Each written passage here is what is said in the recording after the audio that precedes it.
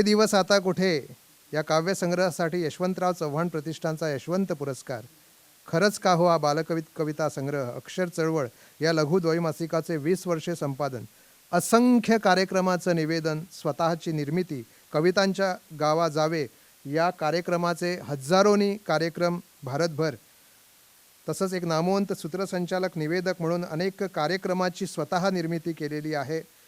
पथनाटकांचे लेखन, दिग्दर्शन, वृत्तपत्रीय लेखन, नाट्यशिबिरे, काव्यशिबिरे अशी अनेक शिबिरं आयोजित केलेली आहे.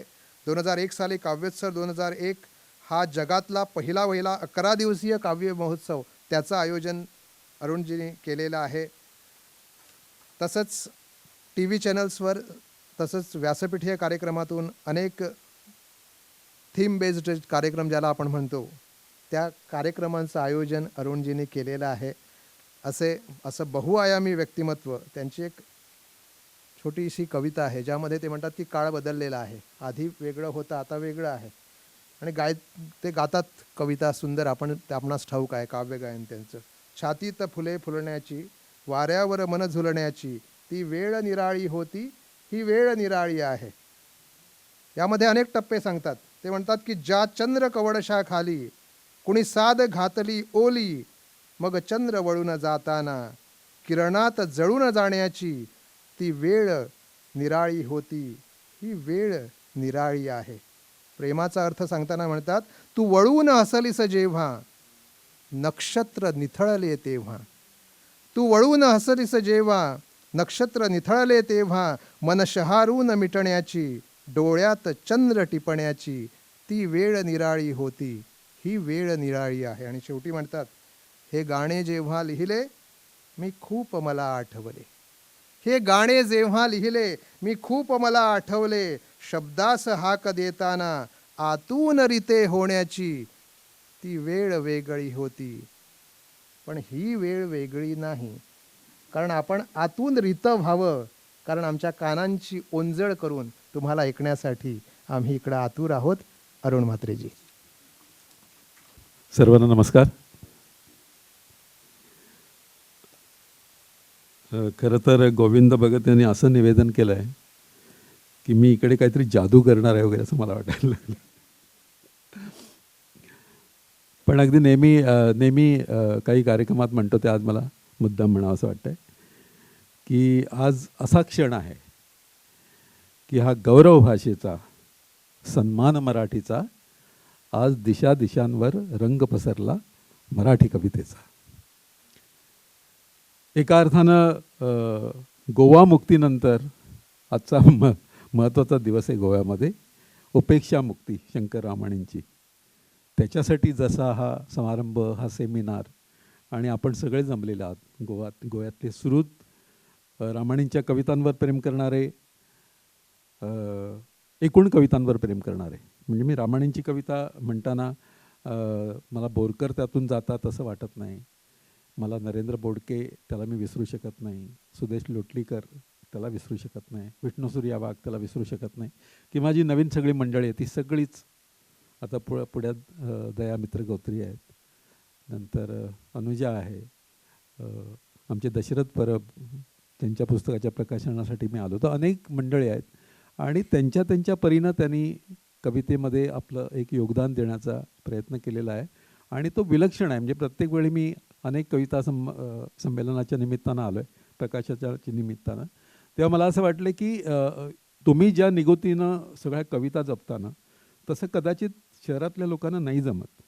म्हणजे सुशेगात नावाचा जो शब्द आहे गोव्याला अर्पण केलेला, त्या सुशेगातपणाचा एक अर्थ असा पण आहे की हे आता परेशनी पुस्तक केलेलं आहे, हे पुस्तक बघताना तुमच्या लक्षात येतं किती निगुतीने, किती नेमकेपणाने, किती वेळ काढून, किती नेटकेपणाने त्याने हे सगळं काम केलं आहे.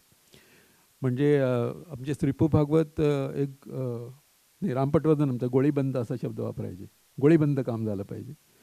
किंवा आमचे शंकर वैद्य कसून काम केलं पाहिजे असं म्हणायचे, कसून सगळं झालं पाहिजे.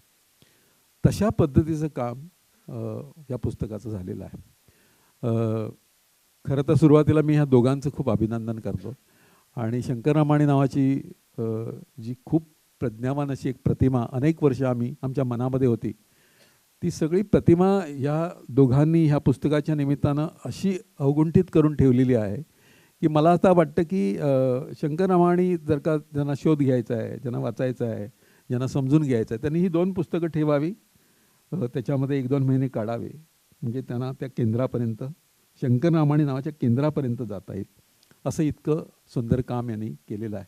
आणि आज खरं तर आता भाषण करणं हा काही हेतू नाही, या दोघांचं अभिनंदन करण्यासाठी मी मुद्दामून आलेलो आहे. कारण ही अशी कामं फार क्वचित होतात, दुर्मिळ कामं आहेत. आणि अशा पद्धतीचं काम करणं ही साहित्याची जी निष्ठा ज्याला म्हणतो आपण, ती निष्ठाच तुम्हाला करायला देते.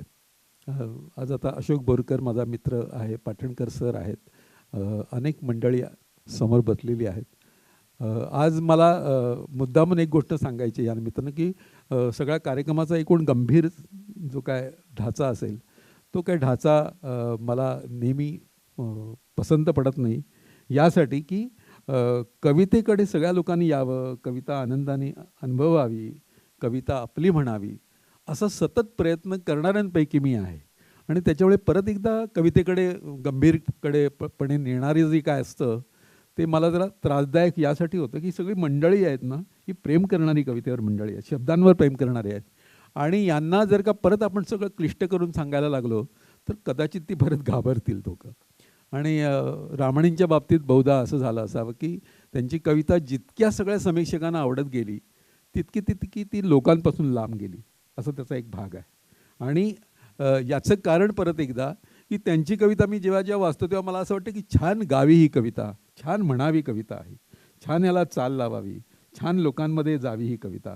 अशी कविता असताना तसं न करता त्याच्यावर जर का आपण काही क्लिष्टपणे बोलत राहिलो, खूप असं अभ्यासपूर्ण काही बोलत राहिलो, तर त्यांनी परत एक गोची जी होते ती होत राहील. मराठी साहित्याचा किंवा एकूणच सगळ्या साहित्याचा असा एक भाग आहे की तुम्हाला जे खूप चांगलं आहे, छान आहे, लोकांपर्यंत जायला हवं असं जे वाटतं ते लोकांपर्यंत खूप सुंदर पद्धतीनं गेलं पाहिजे असं मला सतत वाटत आलेलं आहे. आता रामाणींची कविता ही मला सांगायला फार बरं वाटतं. आज खूप बऱ्या अर्थाने मी या कार्यक्रमामध्ये याचंच एक मला कौतुक वाटतं. त्याचं कारण या कवितेच्या सगळी पाठराखण करणारे जे श्रीपू भागवत आहेत किंवा आमचे राम पटवर्धन सर आहेत, ते मला मराठीला शिकवायला होते. मी श्रीपू भागवत वगैरे ही मंडळी ज्या सगळ्या सत्यकथेच्या परिघात होती त्या परिघाशी मी खूप असा जवळचा संबंध. नंतर मसू पाटील जे सगळं ह्या कवितेचं अत्यंत सुंदर असं अर्थनिर्णय आणि काम करत होते त्याच्याबरोबर, ते मसू पाटीलसुद्धा माझे नातेवाईक, माझे मामाच असल्यामुळे त्यांच्याबरोबर ह्या सगळ्या चर्चा माझ्या सगळ्या चालत असायच्या. आणि विशेष म्हणजे रामाणींची कविता मला आठवते कॉलेजमध्ये असताना त्यावेळी फार पैसे नसायचे जवळ, पण तरीसुद्धा ह्यांचं एक ते आभाळवाटा नावाचं पुस्तक आहे, ते मी त्यावेळी विकत घेतलं होतं. काही कळत नव्हतं त्यावेळी, फक्त आपल्या आरती प्रभूंच्या जोगवासारखं ते पुस्तक होतं. छोटंसं पुस्तक, छोटा टाईप, आणि अशी बारीकशी कविता, पटकन वाचता येईल अशी कविता. आणि त्यावेळी त्याचं जे एक गारुड होतं की काय विलक्षण हा माणूस लिहितो, कुठे ह्याला कसं काय सुचतं किंवा काय, असं जे त्या काळी वाटायचं ते सगळं वाटणं नंतर कधीतरीच्या पुढच्या काळामध्ये मला सांगता येईल, बोलता येईल अशी वेळ ही केवळ गोव्यातल्या ह्या लोकांमुळे आली. म्हणजे जेव्हा ह्यांनी शंकररामाणींचा हा सगळा पुस्तकाचा व्यवहार करायचं ठरवलं आणि कार्यक्रम करायचा ठरवला, त्यावेळी मला त्यांचं बोलावणं येणं हेच माझ्यासाठी फार भाग्योदय होता की मला हे सगळं अनेक वर्ष माझ्या मनात जे होतं ते सगळं सांगायचं होतं. म्हणजे आता बघा की आरती प्रभू म्हटलं की अंत झाला असता आधी जन्म एक व्याधी, वेदनांची गाणी म्हणजे पोकळ समाधी, कुणी देतो एक हाळी जातो त्याचा बळी, हरासारखे हवतात मी येते त्याच्या गळी, तरी कसे फुलतात गुलाब हे ताजे, कुणाच्या खांद्यावर कुणाचे ओझे, असं म्हणणारे आरती प्रभू एका बाजूला. मग दुसऱ्या बाजूला आमचे मम देशपांडे त्याच काळामध्ये लिहिणारे की अंतरिक्ष फिरलो पण गेली नवदासी, किंवा एका साध्या सत्यासाठी घेता यावे पंचप्राण, असं एका ठिकाणी लिहिणारे. आता ही सगळी पॅरलल मंडळी असं मला वाटतं, किंवा एकाच पद्धतीनं लिहिणारी आणि त्यामुळे लोकप्रिय, खूप सत्यकथेमध्ये त्यांना खूप स्थान महत्त्वाचं. म्हणजे अगदी आमचा अलीकडचा आनंद जोरवेकर आहे, तो सुद्धा थोडे शब्द थोडे गाणी हेच माझे अन्नपाणी असं लिहायचं त्यावेळी. तर हे सगळे एका घाटावरचे लोक किंवा एका धाटणीचे लोक, एका वाटेवरचे लोक, आणि ह्या सगळ्या लोकांच्या बाबतीत एकच एक गोष्ट झाली होती की ते फार लोकप्रिय झाले नाहीत. आणि हे लोकप्रिय न होण्याचं कारण त्यात आरतीप्रभू थोडेसे वाचले, कारण त्यांच्या कविता हृदयनाथ मंगेशकरांनी स्वरबद्ध केल्या आणि सगळ्यांना ऐकायला मिळाल्या. दिवे लागले दिवे लागले तमाच्या तळाशी दिवे लागले हे एक गाणं सोडलं तर शंकररामाणी फार कोणाला माहीत नाहीत. पण तुम्ही जर का आता पुस्तक बघितलं तर तुम्हाला सांगतो, हे पुस्तक तुम्ही जर का घेतलं तर तुम्हाला किमान 15 ठिकाणी तरी अशा सगळ्या ओळी सापडतील किंवा गाणी कविता सापडतील की त्या स्वरबद्ध कराव्या. म्हणजे खलपसाहेब, तुम्ही खरं तर हे मनावर घ्यायला पाहिजे इकडच्या लोकांना घेऊन, की इतके कार्यक्रम, म्हणजे बोरकरांचे जसे मी 10 कविता म्हणतो दणादण त्यांची आठवण आली की, तसं शंकररामाणींच्या बाबतीत का झालं नाही, असं एक साधी गोष्ट आहे. असो त्यांची की लिखाणाची काय जी शैली असेल त्याच्यात ते दुःख असेल, त्याच्यात काळोख असेल, काळोखाची सगळी भलावण असेल, काळोखाचं सगळं मोठेपण त्यांनी सांगितलेलं असेल. मला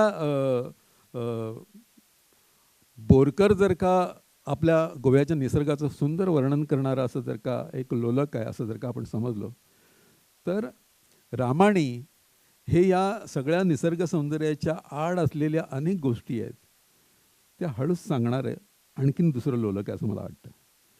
त्यांनी काळोख सांगितलं आहे समजावून, गोव्यातला काळोख काय हा त्यांनी समजावून सांगितलं आहे. गोव्यातल्या अदृष्टाच्या वाटा काय आहेत ह्या त्यांनी समजावून सांगितलेल्या आहेत. गोव्यामधलं अध्यात्म काय आहे, गोव्यामधला सगळा निसर्ग काय आहे, या निसर्गाच्या मागचं दुःख काय आहे, हे सगळं त्यांनी सांगितलेलं असं मला वाटतं. त्याच्यामुळे एका अर्थाने बोरकर आणि हे दोघे असे कॉम्प्लिमेंटरी आहेत की काय असं पण वाटावं, इतकं मला या दोघांबद्दल वाटतं. आणि हे दोघे एकमेकांशी खूप संवादत होते असं सुद्धा आपल्या लक्षात येतं.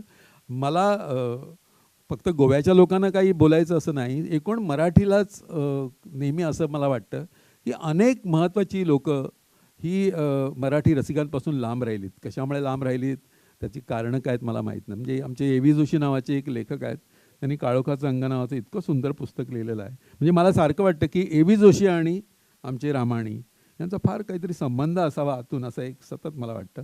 आणि काळोखाच्या त्या इतक्या मोठ्या पातळीवर जाण्याची जी एक शक्यता मला ए व्ही जोशींनी त्यावेळी दाखवली होती, ती सगळी शक्यता आपल्याला रामाणींमध्ये दिसते. माझ्यासमोर ही 2 पुस्तकं आहेत आणि मी अगदी येताना मगाशी म्हटलं की इतकं सुंदर काम झालं आहे की अनुजानी सगळं त्याचं अंतरंग आपल्याला सांगितलेलं आहे उकलून. आणि हे सगळं अंतरंग जे आहे ते अंतरंग परेशच्या सगळ्या पुस्तकांनी असं कव्हर केलेलं आहे खूप सुंदर, की काय रामाणींच्या मनात प्रत्येक क्षणी यायचं ते सगळं ह्या पत्रातून आपल्याला दिसतं. ही पत्र वाचणंसुद्धा एक मोठा अभ्यास आहे असं मला वाटलं, की काय काय वेगवेगळ्या पद्धतीनं रामाणींकडे लोक बघत होते. एका गोष्टीचं जरा कौतुक होऊन वाटतं रामाणींचं, की इतकी पत्र त्यांनी लिहिलेली आहेत, इतक्या लोकांना पत्र लिहिली आहेत की इतका वेळ त्यांना कसा काय मिळायचा इतकी सुंदर कविता लिहून, असं मला सतत मनात आलं. पण संवाद नावाची गोष्ट जी आहे ती ह्या माणसामध्ये इतकी भरलेली होती की सतत मला असं वाटतं की जेव्हा जेव्हा त्यांना संध्याकाळ होत असेल किंवा असा काळोख पडत असेल तेव्हा अशी एक हुरहुर त्यांच्या मनात दाटून येत असेल की आपण हे सगळं व्यक्त केलं पाहिजे कोणातरीकडे, आणि म्हणून मग कविता नाही तर पत्र तरी लिहूया आपण, असं करून त्यांनी अनेक पत्र लिहिलेली आहेत. म्हणजे मसू पाटलांची, शंकर वैद्यांची अशी काही पत्र आहेत ज्याच्यामध्ये कवितेविषयीचं असं अंतस्थ बोलणं आहे. पण तुमचं पुस्तक आवडलं, असं एक तुमचं नवीन कविता आवडली, तुमचा दिवाळी अंक आवडला, अशा पद्धतीची इतकी पत्र रामाणींनी लिहिलीत की मला त्याचं असं शब्दांवरचं, अक्षरांवरचं प्रेम जे आहे, असं रसरसून सगळं जाणं आहे, हे सगळं तुम्हाला जाणवत राहतं. जे बोरकरांच्या बाबतीत आहे ते रामाणींच्या बाबतीत आहे, अगदी तसंच तसं मला वाटतं. आणि कसा योगायोग आहे बघा की परेशने अगोदरचं पुस्तक बोरकरांचं केलेलं आहे, ते पण इतकं सुंदर पुस्तक आहे की ते म्हणजे मी त्याला म्हटलं की आपल्या जवळ पुस्तकं जी असावीत असं वाटतं. शंकर वैद्य सर नेहमी म्हणायचे की तुम्हाला किती आवडतील पुस्तकं, म्हणजे तुम्हाला समजा जागा बदलायची झाली तर तुम्ही किती पुस्तकं घेऊन जाणार, तुमच्या आवडीची काही पुस्तकं घेऊन जाणार, तर एक 100 होतील पुस्तकं, 25च होतील, जास्त नाही. तर तशा पुस्तकांमध्ये हे परेशची 2 पुस्तकं आता ठेवायला पाहिजेत की त्यांनी इतकी ती छान तयार करून ठेवलेली आहेत. आता हा पण एक नवीन ट्रेंड आहे. म्हणजे आता जसं इंदिरासंतांची कविता आली, सुर्व्यांची कविता आली, करंदीकरांची कविता आली. तसा परवा श्याम मनोहर धोंडनी एक प्रचंड मोठं 600 पानांचं पुस्तक काढलं आहे, अनिलांची कविता, आणि त्याची प्रस्तावना जवळजवळ 150 पानांची आहे. 150 पानांची प्रस्तावना, फार अप्रतिम त्यांनी हे काम केलेलं आहे. तर अशा पद्धतीनं हे सगळे कामं करावीशी वाटायला लागणं हे सुद्धा माझ्या दृष्टीने खूप महत्त्वाची गोष्ट आहे, की हे सगळा उत्सव सोहळा सगळा झाल्यावर आपण परत असे साईसारखे खाली बसतो आणि आपण काय काय केलं त्याचा आता नीट विचार करावा, सगळं एकत्र मांडावं आणि त्यातून आपल्याला काय सापडते ते बघावं. हे सगळं करण्याची ही अशी एक वृत्ती जी आहे किंवा अशा पद्धतीची समज एकूणच समाजाला आलेली आहे असं मला वाटतं. याचं एक कारण असं सुद्धा असू शकेल की अशा पद्धतीची माणसं कमी होत चाललीत. हा पण एक खूप महत्त्वाचा भाग आहे. शंकररामायणसारखी दृष्टी असलेले कवी, शंकररामायणसारखी शब्दकळा असलेले कवी किंवा शंकररामायणसारखी अशी असोशी असणारी कवी, म्हणजे कविता लिहित राहावं आपण, कवितेतून व्यक्त व्हावं असं वाटणारे कवी हे किती नंतर शिल्लक राहतात, हा आता माझ्या मोठा संशोधनाचा विषय. अलीकडे म्हणजे मला एकदा पाडगावकर सहज असं म्हटले होते, एका कवयित्रीचं पुस्तक आलं होतं आणि म्हटले छान लिहिल्या त्या कविता या मुलींनी, पण हे किती लिहिणार पुढे, त्याच्यानंतर आता ही किती लिहिणार आहे. आणि मी बघतो की अनेक कवी एका संग्रहात 2 संग्रहात असे संपत जातात. कवी असणं हे जसं मगाशी परेश म्हटलं की 60-60 वर्ष 6 दशकं कविता लिहित राहणं ही काय कमालीची गोष्ट आहे. काय निष्ठा असेल किंवा काय कवितेसाठी त्यांचं समर्पण असेल. तर हे सगळं रामायणकडे आहे असं मला वाटतं. आणि हे समर्पण केवळ साधं समर्पण नाही, ज्या पद्धतीनं त्यांनी शेवटच्या 2 संग्रहामध्ये जी एक अशी मोठी उडी म्हणतो ती उडी घेतलेली आहे, ती तर फार गोड गोष्ट आहे. पण मला असं पण आता एक वाटायला लागलं, म्हणजे ह्याच्यावर पण आता विचार व्हावा नव्याने, की प्रकाशाच्या कविता लिहितात काही लोक अंधाराच्या कविता लिहितात, काही लोक आशयाच्या कविता लिहितात. पण वैयर्थ असतो आयुष्यातला, वैयर्थ हे आयुष्य निरर्थकच आहे. या आयुष्याला फार काही अर्थ नाही एका सर्टन लेवलनंतर. अशा अर्थाचं सुद्धा एक आकलन नंतर येतं आयुष्याला. तर ते सुद्धा मला असं वाटतं की रामायणींचा त्यांच्या ध्यासाचा असा विषय आहे की मी सगळं तुम्हाला सांगतो, हा अंधार तुम्हाला सांगतो काय काय आहे, पण ह्या अंधाराच्या मध्ये पण काही नाही, ह्या प्रकाशाच्या मध्ये पण काही नाही, अशी एक शेवटची जी पातळी असते तुमच्या आकलनाची, ती सुद्धा रामायणाने सांगितलेली असं मला वाटतं. तर हा खूप मोठा पुढचा विचार आहे. पण अशा पद्धतीने जगण्याकडे बघणं ही खूप मोठी गोष्ट आहे.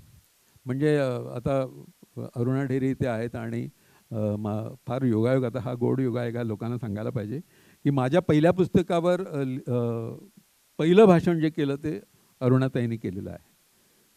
आणि त्याच्यामुळे ते दिवस आता कुठे असं मी म्हणतो, ते दिवस गेले आता. पण त्यावेळी मी लिहिलेलं होतं की ते मला रामायणींच्या बरोबर जोडणारं वाटतं. का जोडणारं वाटतं? त्यात मी असं लिहिलं होतं की मी सर्वत्र असतो आणि मी कुठेच असत नाही, अशी एक त्यात भावना होती की मी सगळीकडे असतो.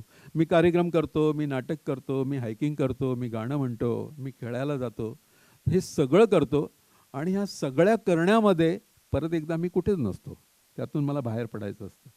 जसं मिरोस्लाव होलुब नावाचा एक चेकोस्लोवाकियन कवी आहे, त्यांनी असं लिहिलं होतं की असा बघावा फुटबॉलचा खेळ तशी आपण लिहावी कविता, लोकांनी पाहावा फुटबॉलचा खेळ तशी आपण बघावी कविता.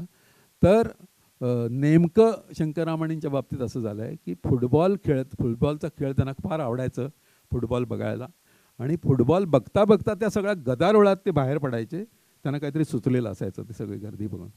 जसं तमाच्या तळाशी दिवे लागले हे त्यांच्या बायकोच्या अत्यंत आजाराच्या अशा दिवसामध्ये त्यांना सुचलेली गोष्ट आहे. तर मला असं वाटतं की असा जो वैयर्थ असतो ना आयुष्याचा, की माझी अत्यंत प्रिय व्यक्ती आहे आणि ती आजारी आहे, तिला काय करायचं मला कळत नाही, कुठे घेऊन जावं, कोणाला बोलवू असं कळत नाही, असा सगळा मनाचा कल्लोळ चाललेला आहे. आणि या कल्लोळामध्ये त्यांना सुचतं दिवे लागले तमाच्या तळाशी दिवे लागले. तर ही काय विलक्षण गोष्ट आहे. तर ह्या सगळ्या गोष्टीच्या प्रेमामध्ये आम्ही सुद्धा आहोत. म्हणजे मला असं वाटतं की आमची जी सगळी पिढी आहे, कविता लिहिणाऱ्यांची पिढी, यांची कविता जी ठाशीवपणे पुढे आली किंवा आम्ही लिहित राहिलो, त्याचं कारण ह्या 60-70च्या काळामध्ये हे सगळे म. देशपांडे, आरती प्रभू, द.वा. धामणसकर, आमचे शंकर रामाणी, ग्रेस, ना.दो. महानोरी सगळी मंडळी लिहित होती आणि ते आम्ही वाचत होतो. त्या सगळ्या पायावर सगळी पुढची मराठी कविता उभी आहे असं मला वाटतं.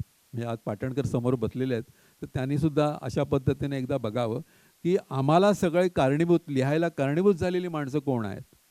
तर जसं एका बाजूला चळवळ होती, एका बाजूला काहीतरी घरात आमच्या चाललेलं होतं, एका बाजूला समाजामध्ये काहीतरी चाललं होतं आणि दुसऱ्या बाजूला सत्यकथा असं भरभरून काहीतरी देत होतं की जे एकदम अंगावर यायचं. म्हणजे आरती प्रभूंच्या कविता, म. देशपांड्यांच्या कविता या सगळ्या इतक्या अंगावर यायच्या की त्यावेळी आम्हाला सुचायचं नाही. मला आठवतात माझे सगळे कॉलेजमधले दिवस आहेत, जे खूप छान दिवस खरं तर एरवी होते, ते या सगळ्या कवितांमुळे असे निराशेचे झालेले आहेत. मी वाचायचो आणि मला वाटायचं बापरे काय आहे, आयुष्य नावाची गोष्ट अत्यंत कठीण गोष्ट आहे, ही सगळे ही मंडळी सांगतात की काय. आणि त्याच्यामुळं जेव्हा जेव्हा रामाणींची कविता माझ्या पुढ्यात येते तेव्हा हे फार कमी लोकांना माहिती असेल की त्यांनी रामाणींनी जे लिहिलेलं आहे त्याच्यामध्ये शेवटी त्यांनी असं लिहिलेलं आहे की मी अनावर अभिव्यक्ती तिच्याच मळे, ती अनावर अभिव्यक्ती तिच्याच मळे, मी अपसूक शब्दांकित केली. आता कधीकधी वाटते अचानकपणे कोणालाच न सांगता सवरता या निस्संग अवधूत अंधारातून मी एकटाच चालत जाईन, फक्त सोबतीला माझी कविता असेल, फक्त सोबतीला माझी कविता असेल. तर हे सांगणं जे आहे ते मला परत एकदा मी ज्या वैयर्थाचा विचार करतो, निरर्थकतेचा विचार करतो, त्या निरर्थकतेच्या जवळ जातं की आयुष्य हे अत्यंत निरर्थक गोष्ट आहे. आपण ते जगतो कारण आपल्याला जगावं लागतं आणि त्याच्यामुळे ह्या सगळ्या गोष्टींना सामोरं जावं लागतं, पण याच्यात खरं तर काही गंमत नाही असं सांगणारी अशी ही खूप मोठी कविता आहे असं मला वाटतं. तर एकट्याने गावे एकट्याचे गाणे, परक्याचे गाणे खरे खोटे, खरी आहे फक्त नागवली काया, हंबरते माया एकट्याची, एकट्याच्या तेथे उधळल्या वाटा, चढणीच्या घाटा अंत नाही, असं त्यांनी या कवितेमध्ये लिहिलेलं आहे. म्हणजे आता ही सगळ्या बाजूनी हे सगळं परत मी नव्याने सगळं सांगायला नको, हे सगळं अनुजाच्या पुस्तकात आणि परेशच्या सगळ्या पुस्तकामध्ये आलेलं आहे. पण दोन गोष्टींचा मला उल्लेख करावा असं वाटतं मुद्दामून, की त्यातली एक गोष्ट अशी आहे की परेश आता फॉर एक्झाम्पल उत्तम पत्रकार आहे आणि त्याची पत्रकारितेची एक वेगळी लाईन आहे. पत्रकार म्हणून तो सगळ्या गोष्टींकडे म्हणजे एकाच वेळी नाटक पण पाहत असतो, एकाच वेळी राजकारण पाहत असतो. गोव्याचं राजकारण फारच इंटरेस्टिंग आहे ते, त्याच्यामुळे बरं आहे त्याला एका अर्थाने. पण या सगळ्या गोष्टींकडे पाहता पाहता खेळ पाहत असतो, मग इकडे संगीताचे कार्यक्रम होतात, सगळीकडे तो फार असोसीने जातो. पण ह्या सगळ्या गदारोळामध्ये परत तो शंकररामाणींच्या कवितेकडे येतो, ही मला खूप महत्त्वाची मोठी गोष्ट वाटते. अनुजाच्या बाबतीत सुद्धा असंच आहे की अनुजा एरवी ज्या संस्कारामध्ये वाढली, म्हणजे तिला मला वाटतं लोकवाङ्मयनी दोन्ही पुस्तकं काढली तिची, तर हे लोकवाङ्मयची सगळी मंडळी थोडे सामाजिकतेकडे वळले लोक, मोठी कविता, निबंधासारखी कविता असे सगळे लिहिणारे आहेत. तर त्यांना हे सगळे जे लोक आहेत ना, छोट्या कविता, अल्पाक्षरी असे लिहिणारे, म्हणजे पुशिरेगे त्यांच्या यादीमध्ये नसतात, त्यांच्या यादीमध्ये आरती प्रभू नसतात, त्यांच्या यादीमध्ये शंकररामाणी नसतात. खरंच आहे, म्हणजे हे ते पण मान्य करतील किंवा ते अभिमानानं सांगत असतील की या लोकांना आम्ही कवीच मानत नाही. म्हणजे भालचंद्र नेमाडेंचं तर वाक्यच आहे, आरती प्रभूंना ते कवीच मानत नाहीत. तर ही जी एक वेगळी वाट आहे, त्या वेगळ्या वाटेकडून शंकररामाणी केवळ गोव्याचे म्हणून नाही, तिला समजलं असेल की काय लिहावं लागतं, काय सोसावं लागतं. म्हणजे मला मगाशी मी म्हणत होतो की एक पुस्तक अनुजा काय केलंस तू आणि तुझी प्रकृती एवढी त्याच्यामुळे खराब झाली की काय असं वाटावं, इतकं काम तिने या पुस्तकासाठी केलं आहे. आणि हे सगळं यासाठी मी तुम्हाला सांगतो आहे की किती झटावं लागतं एखाद्या पुस्तकासाठी आणि एखाद्या पुस्तकातल्या आतल्या सगळ्या गाभ्यासाठी. खूप कविता आहेत पण सगळ्या काही म्हणणार नाही, मला खूप म्हणण्याचा मोह होतो. गेल्या वेळी कार्यक्रम होता त्यामुळे मी सगळ्या कविता म्हटल्या होत्या, पण काही कविता खरंच म्हणजे लोकांपर्यंत जाव्या म्हणून मला सारख्या त्या म्हणाव्याशा वाटतात की सांजावता झाले सावल्यांचे सुळ, काळोखाचे कुळ कळू आले. इथं आता आपण तुकोबाच्या पद्धतीनं कळू आले वगैरे म्हणायला लागतं. डोहलेल्या गर्भी अर्भकाचे रडू पंख आले जडू कोणा लागी, पाहू जाता खोल आगळे त्रिभुवन, उजेडाचे घन ठाई ठाई, आणि तेथे कैसी माझी आंधळली दिठी, त्याची मिठी सोसवेना, असं त्यांनी लिहिलेलं आहे. तर हे सगळं एरवी तुम्हाला समजायला जरा कठीण वाटेल किंवा तुम्हाला असं वाटेल की ह्यात पडू नये. म्हणजे काही लोक कवितेला घाबरतात. त्याचं कारण की कविता अशा पद्धतीचं खूप काहीतरी कठीण किंवा असं फार समजणार नाही अशा पद्धतीच्या गोष्टी पुढ्या केल्यावर त्यातून बाहेर पडतात.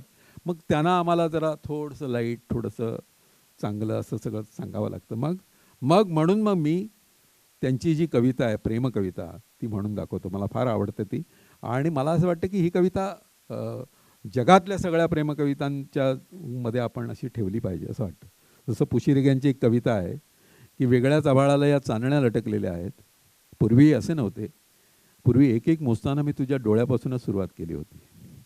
पूर्वी एक एक मोजताना मी तुझ्या डोळ्यापासूनच सुरुवात केली होती, आणि तू फुलं जी उधळलीस रानभोर, त्याच्याही झाल्या मग चांदण्या, आणि तुझ्या मिटलेल्या डोळ्यांच्या पापण्यांवर मी मोजायचं थांबलो होतो.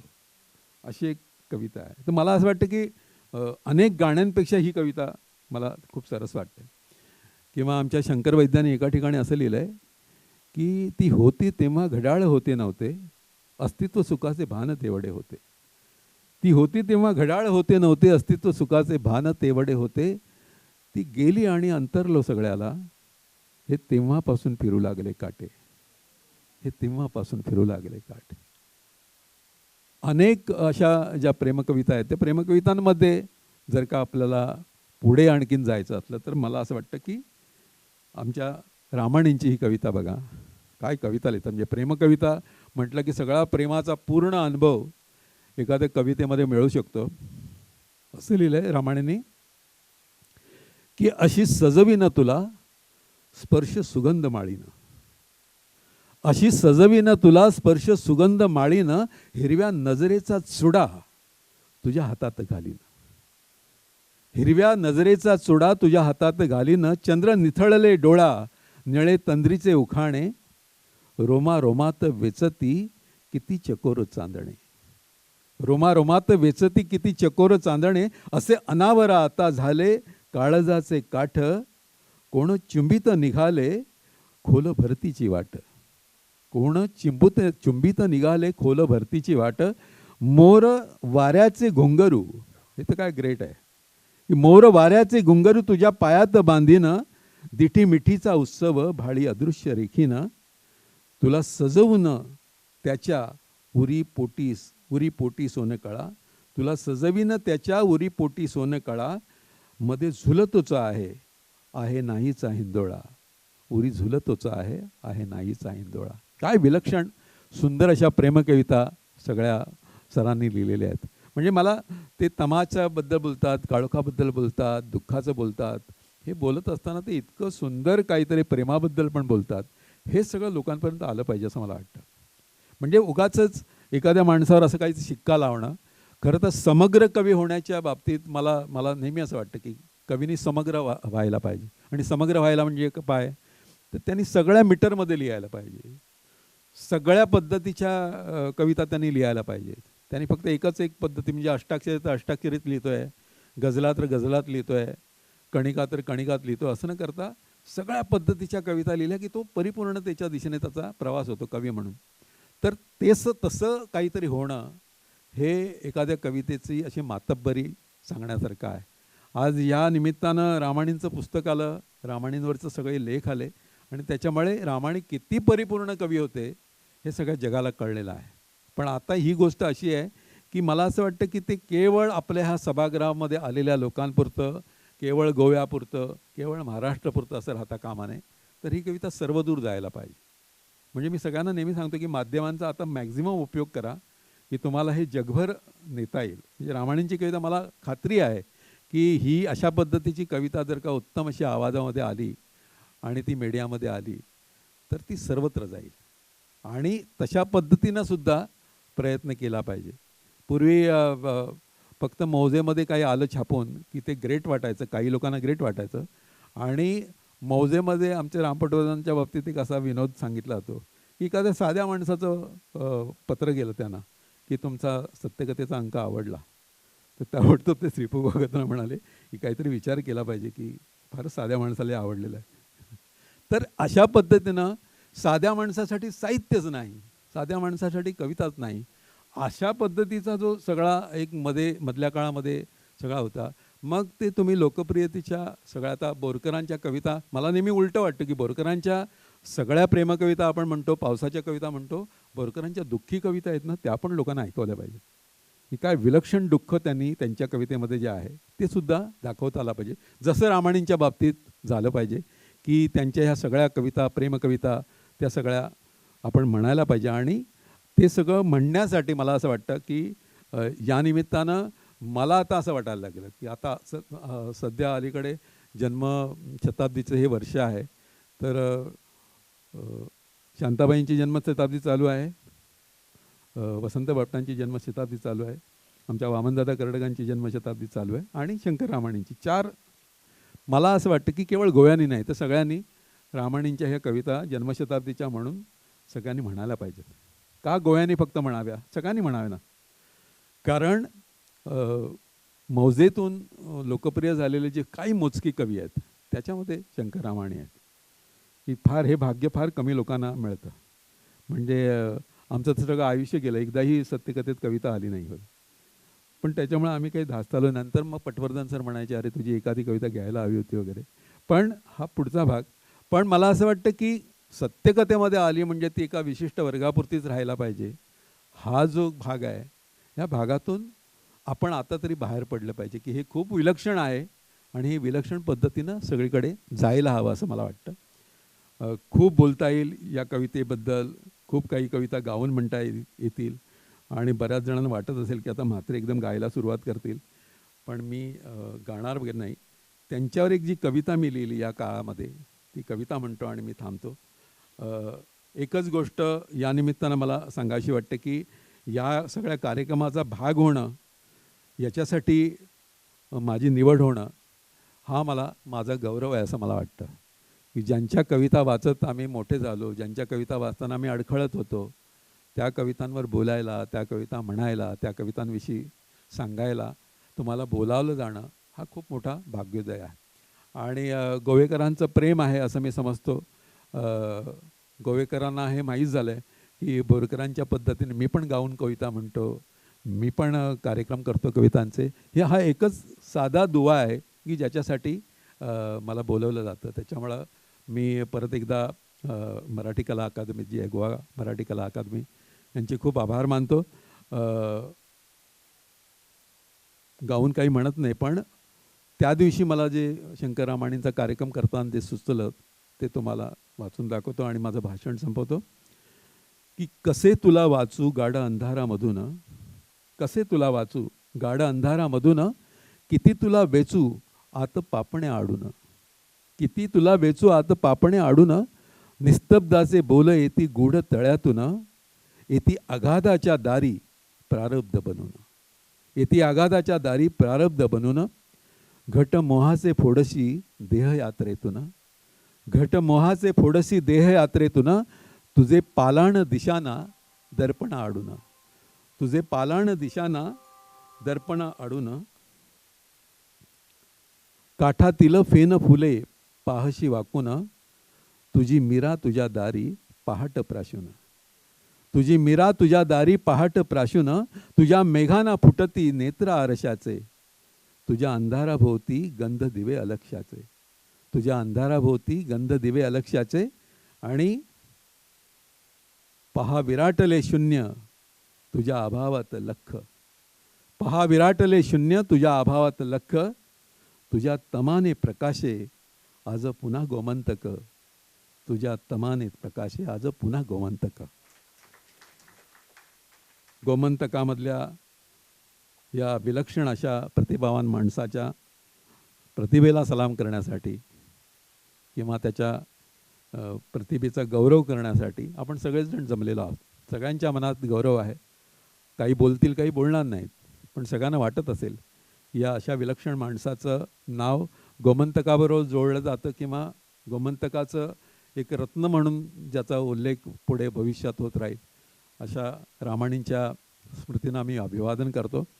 आज मला सांगायला खूप आनंद होतो की एरवी कधीही माझ्या कार्यक्रमाला न येणारे माझे भाऊ प्रकाश म्हात्रे आणि आमची अनघा वहिनी इथे आलेली आहे.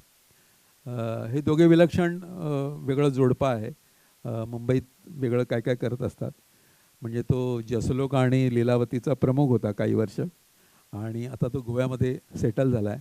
आणि आमची अनघा, तुम्हाला आश्चर्य वाटेल की ती कॉर्पोरेटर होती मुंबईमध्ये, तर ते आता गोव्यामध्ये सेटल झालेले आहेत. पहिल्यांदा ते या कार्यक्रमात आलेत आणि पहिल्यांदा त्यांना एकदम मी डायरेक्ट शंकर रामाणीच ऐकवतो आहे. त्याच्यामुळं त्यांचं काय इम्प्रेशन झालं आहे मला माहीत नाही. पण ज्यांच्यासाठी कविता, म्हणजे ते मला ओळखतात, मी कविता म्हणणारा, कविता गाणारा म्हणून ओळखतात आणि म्हणून त्यांना जरा कविता जवळची वाटते किंवा कविता नावाची गोष्ट फार ग्रेट आहे असं वाटत असेल. तर मला असं वाटतं की माझ्या निमित्तानं शंकर रामाणी यांची कविता परत एकदा महाराष्ट्राबाहेर, महाराष्ट्रात कुठे कुठे म्हटली गेली तर त्याचा मला अभिमान वाटेल आणि त्यांच्या नावाबरोबर माझं नाव जोडलं जाईल याचा एक वेगळा सार्थ अभिमान मी बाळगत राहीन. पुन्हा एकदा आपल्या सर्वांचे मी मनापासून आभार मानतो. परेशचे परत एकदा खूप त्याचं कौतुक करतो. गेल्या वेळी त्याचं कौतुक करायचं राहिलं जेव्हा त्यांनी बोरकरांचं पुस्तक लिहिलं होतं त्यावेळी. किती निगुतीने काम करतो तुम्हाला सांगतो ना, की पत्र लिहिलं की आपण पत्र वाचतो, हे पत्र कधी लिहिलं त्याची पण एक फुटनोट असते त्याची, आणि ती काय म्हणजे कुठून ते सगळं शोधून काढतो, कसं त्यांनी शोधून काढलं हे सगळं मला ग्रेट वाटतं. आणि अनुजाचं कौतुक करतो की अनुजानी ह्या तिच्या सगळ्या दबडग्यात हे एकदम शंकर रामाणी नावाचं प्रकरण उचलून धरलं आणि ती इतकी रामाणी हल्ली करत असते की ती आता राम असं म्हणतच नाही, रामाणी असंच म्हणते. इतकं ती रामाणीमय सध्या झालेली आहे. पण ह्या दोघांचं खरंच एकदा मला असं वाटतं की माझ्या वतीनं मी त्यांचं कौतुक करतो. आपण दोघांनी सगळ्या लोकांनी खूप जोरात टाळ्या वाजवून त्यांचं कौतुक करावं. परत एकदा आभार मानतो आणि थांबतो.